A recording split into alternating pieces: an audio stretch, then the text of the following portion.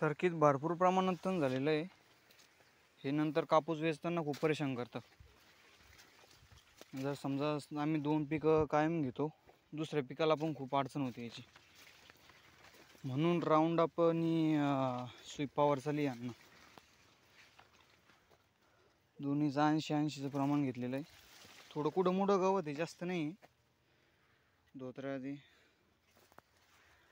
पण मग एकदा फवारणी केली साधी थोडी हार्ड जातं हाणायला, पण एकदा केली की ताण राहत नाही. मग जास्त तण नाही, कुठं मोठंच आहे.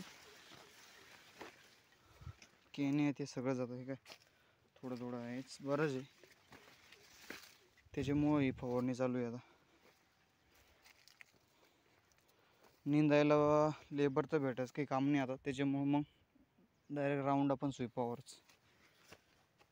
भरपूर प्रमाणात गवत आहे. धन्यवाद.